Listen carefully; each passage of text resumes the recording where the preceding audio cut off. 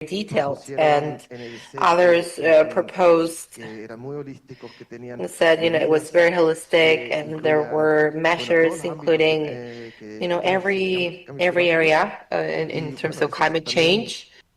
And of course, that gave a signal to different investors, and other governments are working on it and are really committed. So I think working for WSET, we work international cooperation, and that really gave us a clear view of, well, those are the countries that we can work with, those that we can support, and where it's likely that this will be a good investment to have a good, to provide funds and to provide technical assistance through ESET and also through multilateral funds that we have. And so in regards to energy, I'd like to highlight another agreement that I think is really important, which is in COP28, where the agreement was, everybody agreed on something. The international community, they set challenges on energy challenges, tripling the capacity for renewables, and also doubling the energy efficiency, and, well, of course, leaving fossil fuels, which, were the most controversial. But I think in the end, that those goals are quite valuable. But once again, we go to this point where, a paper is patient, as we say in Germany. We need to take that to action, and we need to remember that some countries already covered over a third of their energy consumption through renewables. And so what is that saying? That those countries cannot really triple their capacity. Well, they might be, but there's not a big need for it, while other countries may have to do a lot more. Not only tripling, but maybe multiplying it by 10. Because some countries, so far, they had not collaborated. Well, they had collaborated, but very little. Claudia, I think in your case, that's especially interesting, asking about those factors, given your experience and your work in the energy sector and your role at a national level. What are the factors that have allowed us to make progress, and where do you feel there's an obstacle for progress? Well, thank you for saying it that way. And it's important to mention that apart from being a chair for Latin America for the World Energy Council, I am also dean for the Faculty of Science and Engineering and then University in Chile. So while it may be redundant to say this, science is very clear on what we're talking about in terms of climate. I'm saying it because it's almost shameful having to say this, but there are situations where it seems like people question scientific evidence, and I wanted to start there because the first enabling factor, which has been successful, and for those where things have been working out, and for example, if we look at the MDC's evaluation, Costa Rica, Chile, they are the countries, at least those are evaluated at international level. They are closer to complying or to meeting the agreement, but there's a bit of, it's cross-sectional, I would say. And in Chile, particularly, we have a cross-sectional political agreement. We had governments such as the ones from Sebastián Piñera, past president, and he was really interested in the Paris Agreement and incorporated the NDC in 2020 and the social pillar, which also mentions how important it is to have local investment, and that's connected to climate compromise commitments and, of course, carbon neutrality and scientific advisors from that government, from Piñera's government, Maestra Rojas. She is the current Minister of Environment, and she has been contributing till this day. And of course, the private sector has been moving capital and financing in a sector that has been really reducing emissions. So socially, at least, that's why I wanted to start with science and then ending with social. I think it's still something that makes sense to people. I heard somewhere that said, that in Chile there's a commitment with climate action, and that is cross-sectional. And I think that those are factors that we really need to consider, and they help us being successful. And I think that it's good that we don't have big car productions or hydrocarbon, and we don't have issues with, we don't. We're not a big industry in terms of oil and gas, so I think that would be one of the factors of why things have been working out. But I would probably add that they have worked, and there's a study from the Berkeley University that shows why the Chilean case has been so successful in terms of reduction of emissions. And it's not so much that we have lots of sun in the Atacama Desert, which is, the first wind power plant in the world, or, Magallanes is still a fossil region. And, for the last 40 years, we've been able to bring big volumes of investment due to the scale and the speed that we need to comply with the Paris Agreement, because we would have to change the entire energy industry, and that allowed us to have massive renewables here in Chile, but also having never seen before level of storage. And for example, when it comes to free trade agreements, Chile has been able to incorporate new technology innovations at a low cost, and we see that in transportation as well. That's the new network. If we look at the future, transport and construction, we had an entire change of the public transportation fleet. We were able to bring at a low cost new technologies, and we also have mechanisms for long-term financing that have really worked. Since 2006, we have this contract for long-term supply, and mining companies have also tried to decarbonize their operations, having long-term commitments. And of course, that means that you go to the bank, they're going to lend me money for 30 years, so can you give me money to build on a greener scale? So that's part of the consistency of the foreign investment and the open market long-term contracts. And thank God we have lots of sun as well. So I think those are some of the factors. And maybe what are the limits in terms of scale and speed? I think first the importance of connecting that with local reality. So if you connect the energy transition on a global level and you bring that to the local transformation, for example, in Chile, the mobile automotive market, I always tell people, there's no public resources for, using public resources or private cars is just adding more wealth to the wealthy. But for public transportation, that really has connected to the local reality. People feel like there's a change in something that truly contributes to the emission reduction, but where there's a huge challenge still is in the black carbon emissions that are associated to the pollution from the use of wood for fire. We're still a vulnerable country that really has limits in that matter. And of course, we're all guilty of that type of pollution. And what does burning wood have to do with TC? Well, black coal is present there, or methane.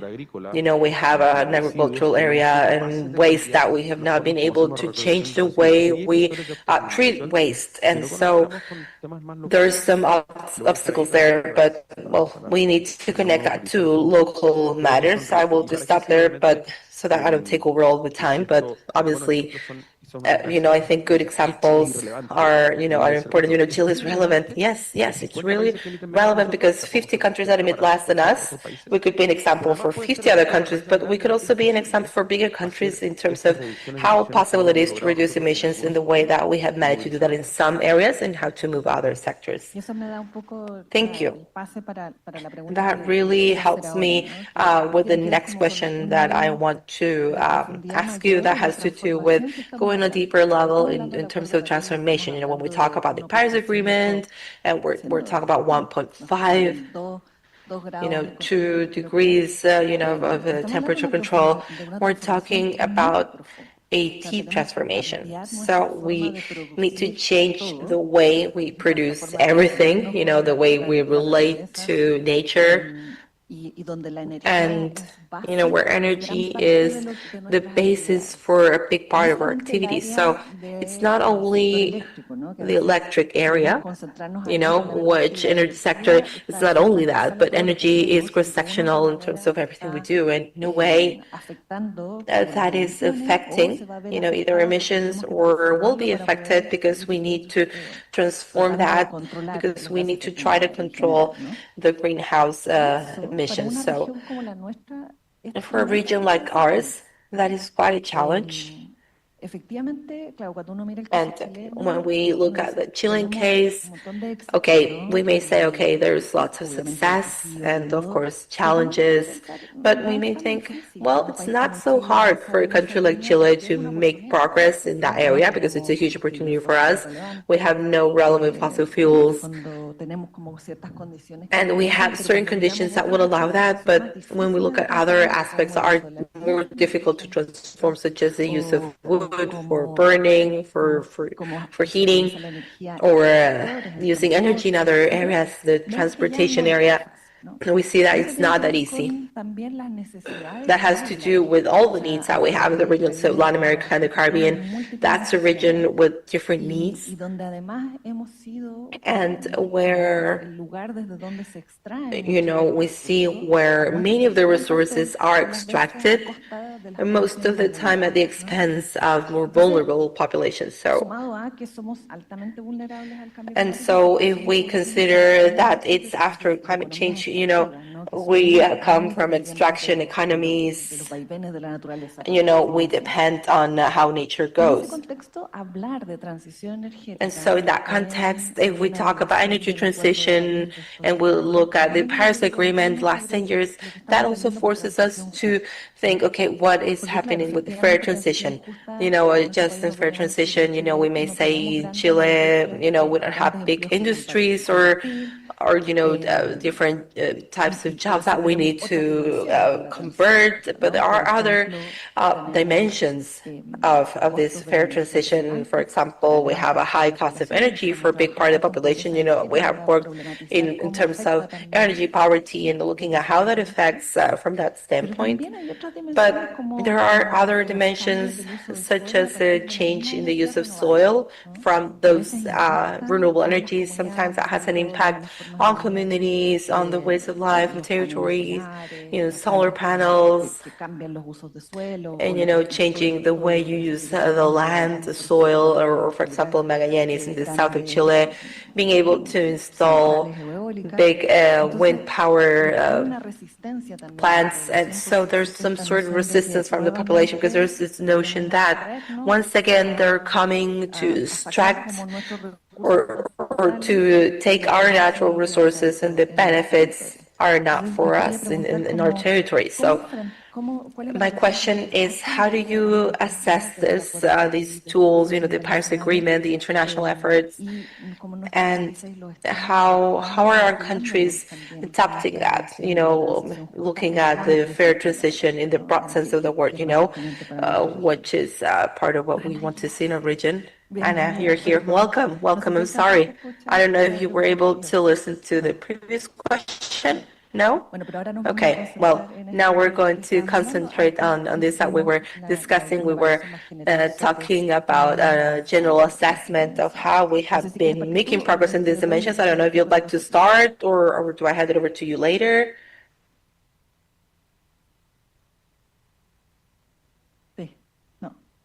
Okay, it's not working. Oh yeah, it's working. It's working. Sorry, I arrived late. I'm going to speak in English, but because my Spanish is like a 5-year-old child. I'm heading the Rention One Secretariat. We're a global network of governments, industry associations, NGOs, and science and academia. And when we're looking from Rention One side, basically, at the transition, and I think it's it's showing, it's in response to some of the challenges, but also the opportunities. We see today that we have structural barriers in the markets, in the energy markets, but also in the economies and societies. But there are also structural opportunities in the markets, in the economies and societies. And this basically means that we need to shift our approach, basically. When we're looking at the NDCs and the learning, I think, and to build on what you said on the just energy transition and the community engagement and so on, we actually see that there is so renewable energy has an increased attention in the NDCs. Interestingly, so from Latin America and Caribbean, 33 parties have submitted an NDC. What is interesting about this, only 13 have only 10 have NDCs as an adaptation measure. And I think this is something that is really important when we're speaking about the NDCs. We need to really position renewable energy today at the heart of the new economy, at the heart of resilient, fair, and strong societies. And I think this is definitely something which is important when we're looking forward and when we're looking to COP in Brazil, but also all the follow-up is, how do we really ensure that renewables is seen as an adaptation measure that is serving the economy and the people? Why is this important? It's also important, especially when we're looking from developing emerging economies, because adaptation finance will be a key vehicle to also drive the energy transition. So I think this is something where, from one side, we clearly see that we need to change the system. And with regard to this, it's some paradigm shifts in the way we're basically looking at renewables. Because for the moment, we continue to apply rules from the past that have been built around fossil fuel for a future that looks very different, which will be a renewable-based, efficient, flexible energy system that is driving economy, that will have other trade relations, that will have other supply chains, that will have other local value creation for the countries and the people. Muchas gracias, Reina. De alguna medida contestaste las dos anteriores. Thank you very much. You also answered two previous questions. So, Claudio and Constantin, would you like to add something? Okay, now it's on.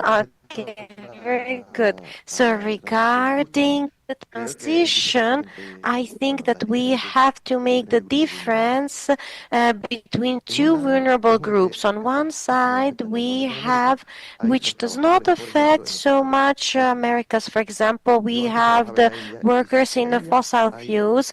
In India, for example, where I used to work, there are 16 million jobs that are directly related to the carbon industry. So 17 million is a number that speaks on its own.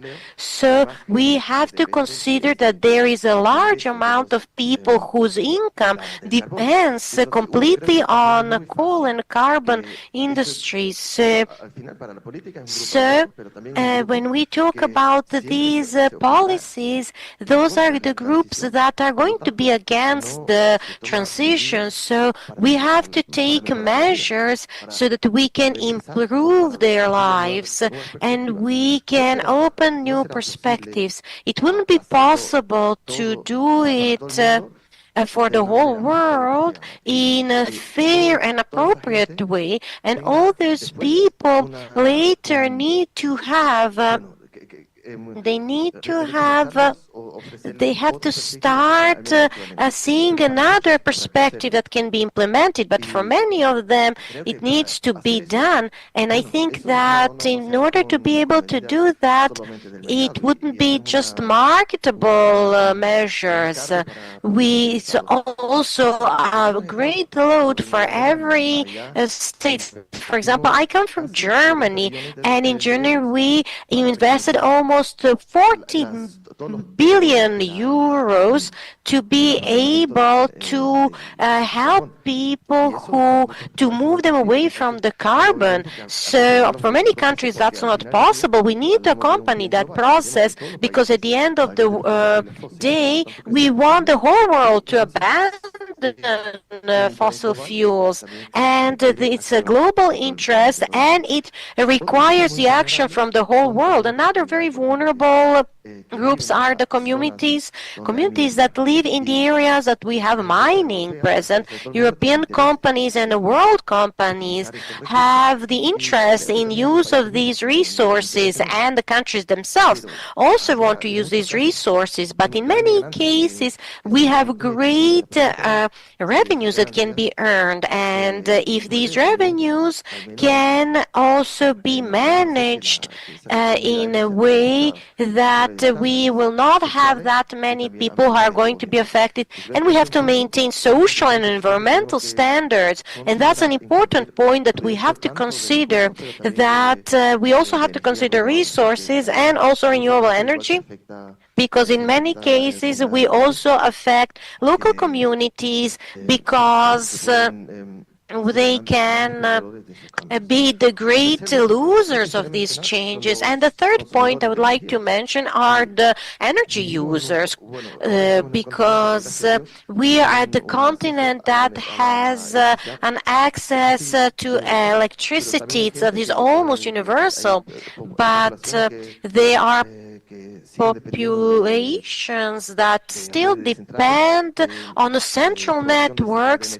of the central energy production, and these when it exists, it's based on fossil fuels and or other ways of producing it. In that case, our job is to support this transition, to help them. We're not going to provide them with the great solutions that are going to completely change their energetic supply, but they are just central solutions. For example, if we look at the continent, South American continent, that, for example, in Amazonian rainforest, where we have the areas that have very low population, or for example, very areas that have a lot of mountains, that it's very, very remote areas that it's difficult to reach them with reach them. I say with these energies, energetic networks. So then we have to consider renewable energies that by the end of the day are going to be economic, but that will need financial support, and we will need to provide a concrete subsidies that are going to help them so that they can be used and provide certain independence for these groups. Okay?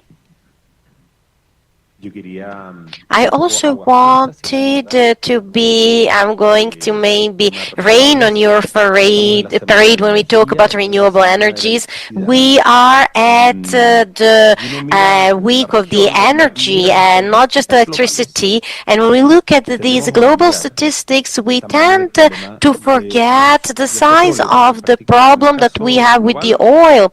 Globally, when we look at in 2024, which is the last statistics that I have, 34% of the oil consumption in the world and 30% of the gas and 21% of the coal are all 84%. So in total we have 8% on renewable energies.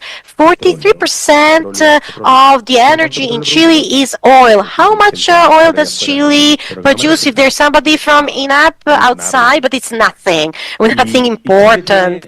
Like Chile has a little bit more, it has about 27% of the renewable energies, but 20% is wood burning.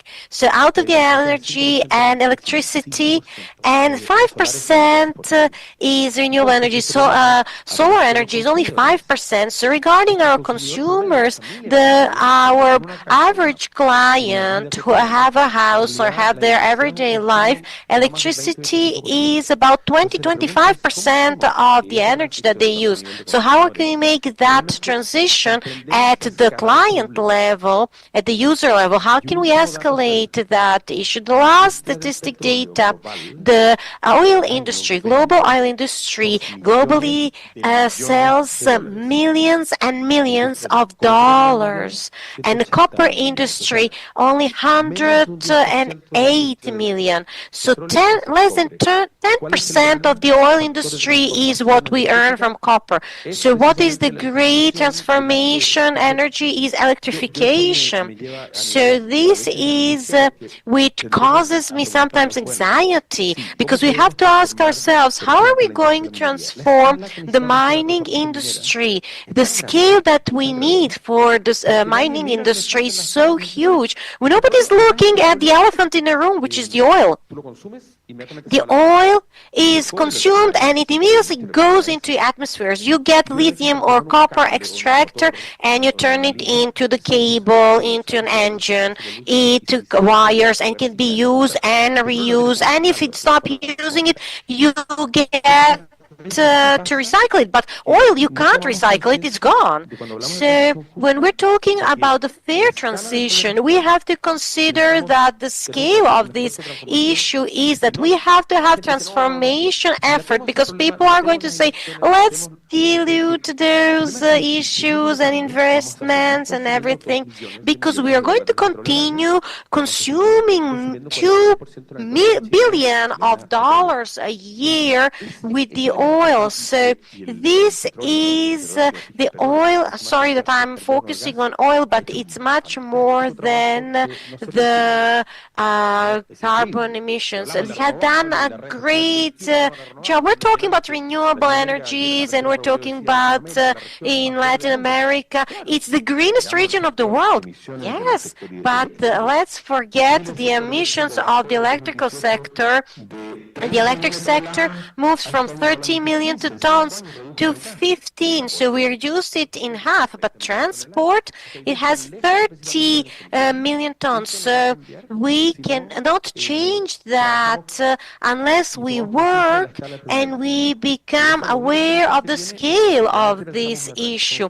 And we have to think about the fair transition. We have to consider the investment that we have in copper, in lithium, in critical minerals, and that they have the least fair of everything is that the impact of the climate crisis is going to be affecting those. And I feel that we have to see how do we get out of these logics that on one side we are being opposed to turning into collaboration, because the happiest are going to be those from the oil industry and natural gas industry, because these are the factors that are affecting the most. And another critical sector is looking at how can we make the balance in electric safety, because we're moving people from the wood burning because they have the wood or they have a kerosene and they can use it immediately. But we have to provide this safety and security and make sure that electricity is always available, because people use wood burning because it's always there, it's available. So we have to consider about this transition and forget the issue that is the elephant in the room. Well, I'm going to ask another question and then we can go back. Okay, there's a dimension that we may set, we may ask ourselves, that has to do with this huge challenge, how we try to look at that from the positive stand view, assuming that it's a deep transformation and we cannot look at the electric sector only, but we're talking about energy, construction, transportation with a logic of fair transition. And we may say that the region has a huge potential to contribute to the global decarbonization. And of course, we may have a huge role in that, but in that context, I would say that there are elements or some elements that could be linked to sustainable development overall, and opportunities for growth, economical growth in other areas of society. And I want to ask about two elements that had to do with being relevant. On one hand, there's emerging technologies, for example, green hydrogen, which seems to be a great opportunity for the region, for several countries in the region, and how that could actually become a factor that has an important role in this global transition, but considering these dimensions of fair transition, where we can actually benefit territories. And there's also the co-benefit concept, where there's a series of efforts for decarbonization that could have benefits in other areas for challenge development. And what's the role that could have in terms of how the region can become a contribution at a worldwide level, that link. And we'll start with Lena, because I think she wanted to add something from the previous discussion, right? I think this is a perfect leeway to what I was going to share. I think the first part really is, there is a lot of learning of the power sector. This is what and this can inspire.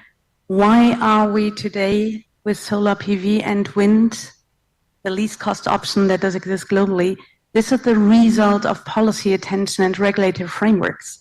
It's a result of investment into innovation, technology development. It's a result of building basically economies, industrial, and putting basically these technologies at the heart of industrial strategies.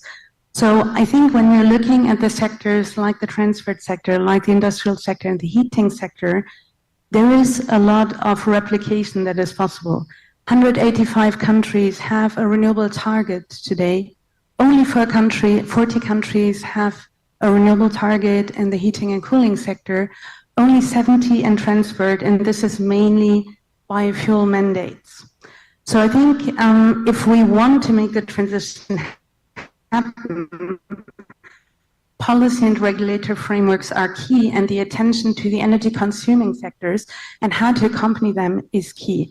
Now, to address basically, so this is one point I want to say. I also want to say that basically when we're speaking about the just transition and the jobs and the industrial developments and economic opportunities, obviously they depend very much of the status, the economy, the energy system, the resources in each country. So there is really a need to do the analysis how to drive the transition in the countries, but also how to drive the transition in regional strategies, because it's very clear that we will ship around less fuel than an oil and gas world with renewables. We will have a higher share of electricity because the electrification of the end-use sector is definitely a key to it. It's also a way of combining efficiency and renewables. So the regional interconnection, so regional grids, strategies are fundamental, infrastructure, but also the markets.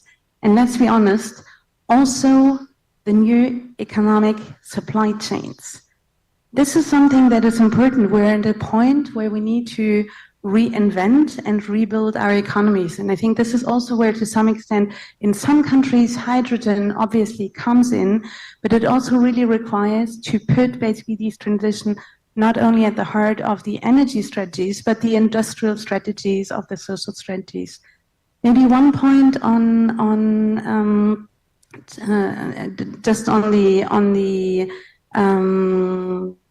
hydrogen part, but also on the jobs part here. I think sometimes in our energy discussions we forget that energy is actually not the key sector in every country in terms of jobs. Only 1.9% of global jobs are actually energy jobs, and this is renewables and fossil fuel.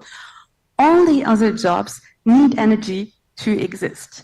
And this basically also means that today, in a moment where we need to develop the strategies, and I think this is basically one of the solutions, is let's have economy-wide strategies here.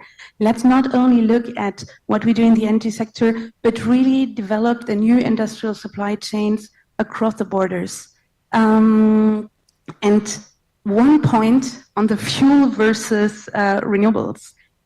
I think 7% of global GDP is still going, and these are IMF numbers, to fossil fuel subsidies.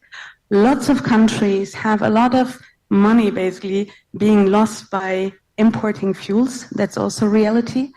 When we're speaking about renewable technologies, you invest in the beginning, but the fuel is for free, so to say. And I think this points us to other industrial supply chains also to build up, because having the technologies in the countries also mean that by developing strong recycling, sustainability measures, and industries around it, there is other economic opportunities that we tend not to look at because we look very narrowly at energy, but at the broader economic and industrial supply chains. Gracias, René. Constantine?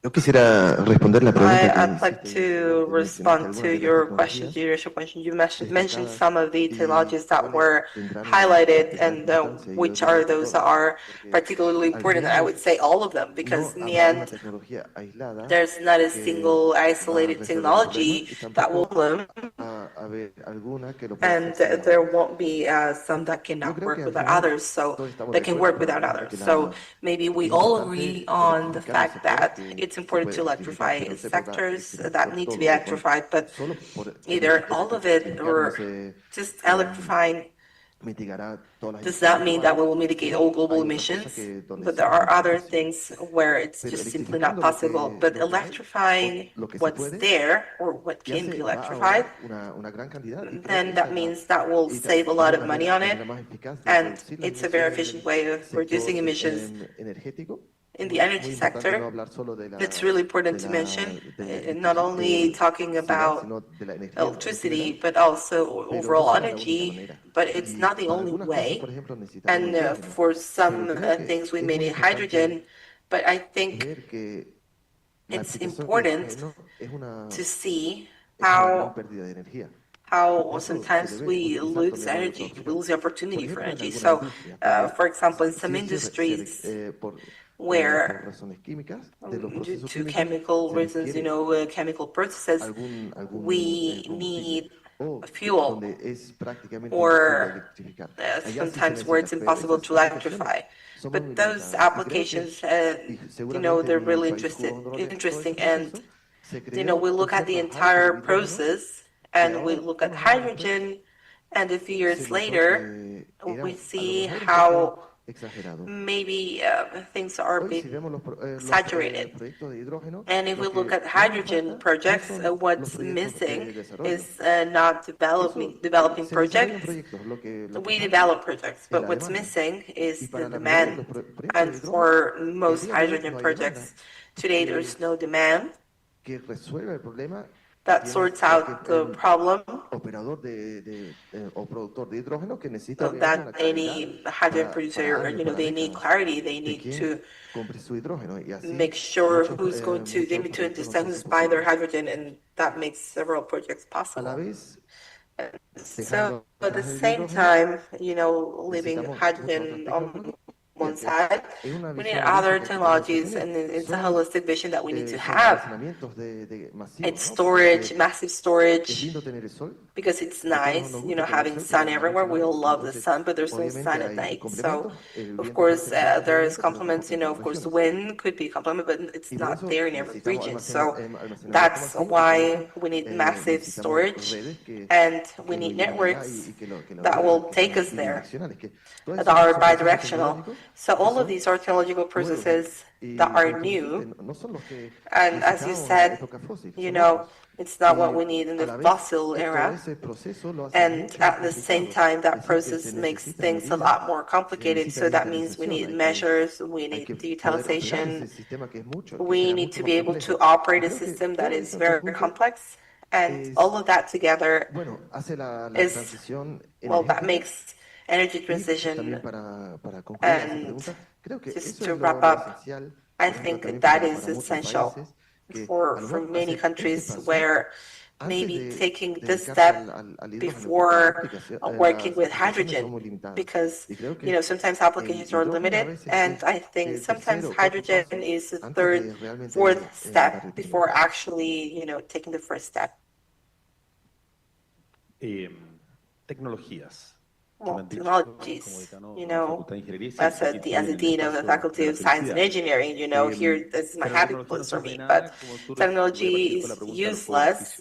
I'll start, with this. If we do not address, for example, from an integral approach, we look at local contamination in Chile. According to studies, between 4,000 and 8,000 people died due to local pollution. In cities, wood, that's an energy problem. There's black coal pollution, but if we had a cleaner city, for example, here in Chile, we will have less emissions and less local death, and so I think we need to look at the other benefits. And there's not a lot of time, but today it is possible to electrify 80% of the energy demand at a worldwide level economically, and we have very little sectors where we still have some technology challenges, ships and vessels and planes. All land transportation can be electrified, all of it. Trains are already electric. And industries, there's very little things that can be electrified, which are cement, steel, and some chemicals. Everything else can be electrified. And so what we see in the electric or the energy sector, there's a lot of potential, but we need to utilize the network because the grids for local consumers, no one knows whether they're going to have for example, a shutdown. And we need to look at as well as the AI benefits, we need to know whether they're going to have a power outage or not. Until it's about 5%, because we have a political crisis. So the future is the total electrification, except for other areas. So green hydrogen, yes, we need to look at that. It's good for some sectors with a huge volume of demand, vessels, airplanes, but green hydrogen will be relevant for that. And lastly, the industry of construction. The industry of construction today is mainly based on cement, steel, and cement contaminates 2 times more the greenhouse gases. So when using energy, the processes, chemical processes, we can use wood, right? Chile 2025, there's a strategy for wood. Wood captures CO2 and also creates co-benefits if we forest in a sustainable way. And we can create more coverage. And so it's a no-brainer, Let's change the use of wood, cement, and let's use wood and create buildings that use wood. So I'll close with that. We need to look at where the big opportunities and big benefits are. Thank you for the conversation. To be honest, we may have a lot more time to discuss a lot more things. We are not even talking about AI and how that increases the demand of energy, and what happens with construction and the cooling due to the increase of temperature in cities. What happens with people getting older, and what are the challenges for energy consumption? So it's truly something that needs to have a wholesome view, and what's important to consider in the region, we need to consider that we need dialogue and different diagnoses so that we can actually make progress in transformation, and we can protect and look after the benefits in the region. So thank you, and I hope you can continue having a great day. Thank you everyone. Before we leave the stage, please stay there for a final picture.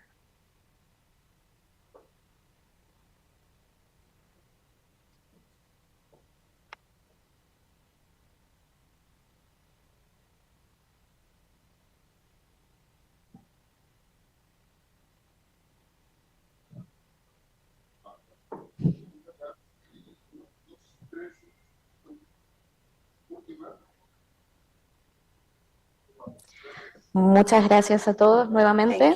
Thank you everyone.